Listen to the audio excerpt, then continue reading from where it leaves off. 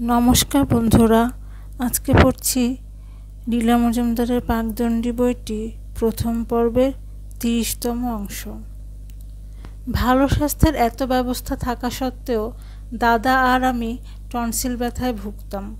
এমনি টনসিল ফুলে যেত যে গিলতে কষ্ট হতো। সরকারি হাসপাতালে সুশীল ডাক্তার আমাদের ওষুধপত্র দিতেন, তিনিই আমাদের টনসিল কেটে দিলেন। সে অপারেশনের কথা ভাবতে বেশ মজা লাগে। বাবার সঙ্গে মাইল ২ হাঁটতে আর আমরা মোটর অফিসের কাছে হাসপাতালের আউটডোরে গেলাম। প্রথমে দাদাকে একটা টুলে বসিয়ে হাঁ করতে বলা হলো। দাদা হাঁ করলো। একটা তুলিতে কোকেন লাগিয়ে টনসিলে মাখানো হলো। দাদা তারপর মুখ বন্ধ করে ২ মিনিট বসে রইল। তারপর আবার হাঁ করতে বলা হলো।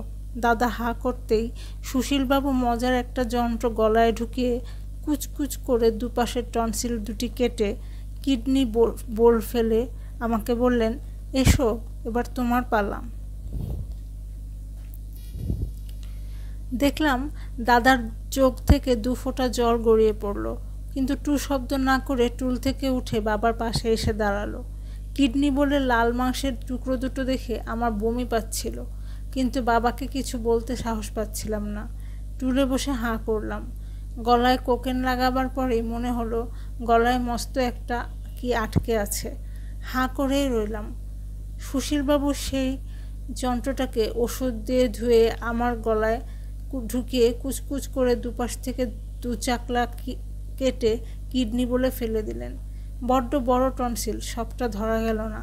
দেখি আরেকবার বলে আবার আমাকে হাঁ করিয়ে আরও ২ চাকলা কেটে আনলেন। রক্ত গিলে গিলে আমার অবস্থা কাহিল।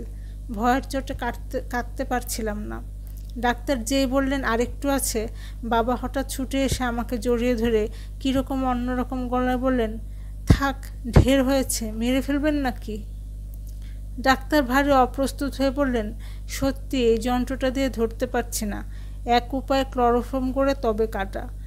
শেষ পর্যন্ত তাই করা হলো। যেমন ছিলাম জুতো খুলে একটা খাটে শুলাম, ক্লোরোফর্ম করে টনসিল কাটা হলো। সুশীলবাবুর টমটম গাড়ি করে বাড়ি ফিরলাম। কয়েকদিনেই সেরে গেলাম। কোনো কুফল হলো না, কিছু না, খালি এখন পর্যন্ত থেকে থেকে সেই টনসিলের বেজায় ব্যথা হয়, কারণ তার গোড়াটা থেকে গেছে। সেকালে আজকালকার মতো গোড়া শুদ্ধ উপরে আনা হতো না, তাই হয়তো ৫ ফুটের বেশি মাথায় লম্বা হলাম না।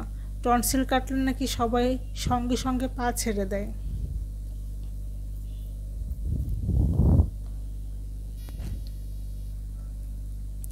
শিলংয়ের এক একটা গন্ধ আজও আমার নাকে লেগে আছে। একটি হলো বনের গন্ধ, সে বড় সুগন্ধ। বাবা আমাদের ওখানকার সংরক্ষিত বন দেখতে গিয়ে নিয়ে যেতেন। মধ্যিখান দিয়ে সরু পথ চলে গেছে, দুধারে বন। মাটির কাছটি অনেকখানি ফাঁকা, উঁচুতে ডালে ডালে জড়িয়ে চাঁদোয়া তৈরি করে রেখেছে।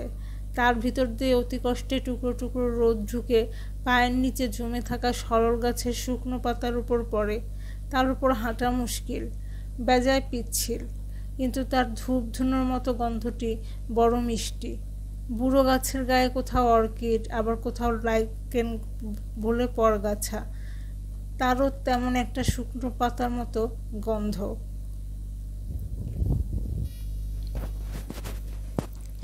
হাতে করে তুলে দেখেছি, ফিকে সবুজ রং, ধরতে বড় শক্ত। আমরা বলতাম বুড়ির চুল কিংবা বুড়োর দাড়ি। এখনও হয়তো হয় ওখানকার গাছে ২৮ বছর পরে একবার দেখতে গেছিলাম। সংরক্ষিত বনে যেতে এখন অনুমতিপত্র লাগে। বাইরে থেকে দেখলাম এক জায়গায় একটিও সরল গাছ নেই, তার বদলে ৩০ ফুট উঁচু ঝাউ গাছ সোজা সোজা সারি বেঁধে দাঁড়িয়ে আছে। সে বন আপনি হয়েছিল। সরল গাছের গুটি থেকে পাখনাওয়ালা বিচি পড়ে আর এ গাছে লাগিয়েছে দড়ি দিয়ে মেপে সমান দূরে দূরে বন বিভাগের কর্মীরা। সেই আমাদের একান্ত আপনার বনটিকে আর খুঁজে পেলাম না। একটুখানি শীতের ছোঁয়া লাগতে চির শ্যামল সরল আর ঝাউ গাছ ছাড়া প্রায় সব গাছের রং বদলাতো। সবুজের বদলে হলুদ, লাল, পাটকিলে, কালচে। তারপর পাতা খসে পড়ে শীতের বাতাস উড়ে বেড়াতো।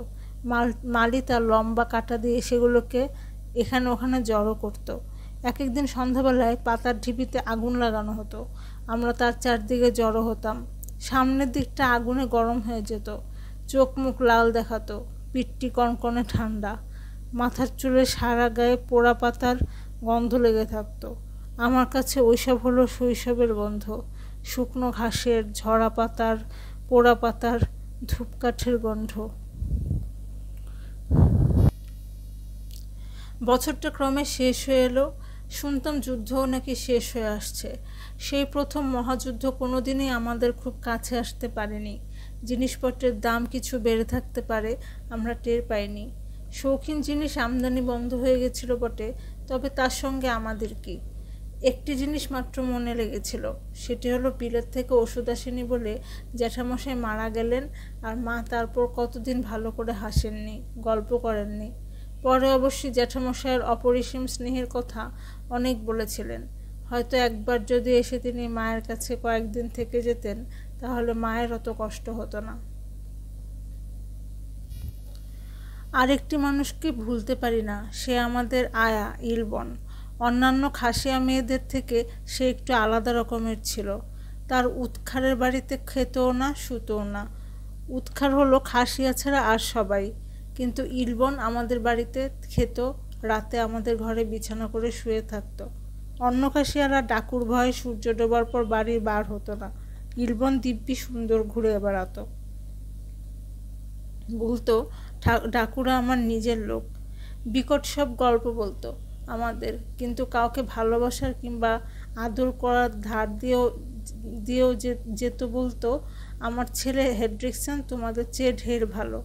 তবে হেড্রিকসনকে দেখাতে পারতো না, কারণ সে নাকি তার ঠাকুমার কাছে থাকতো।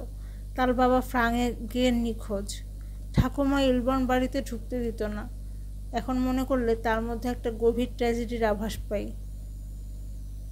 তখন কিন্তু মনে হয়নি। তার প্রধান কারণ, ইলবন কখনো কোনো কোমলতা দুর্বলতা প্রকাশ করতো না। শেষটা কি একটা সামান্য কারণে খুব মেজাজ দেখিয়ে গটগট করে হেঁটে চলে গেছিল, আর কোনোদিনও আমাদের খোঁজ নেয়নি।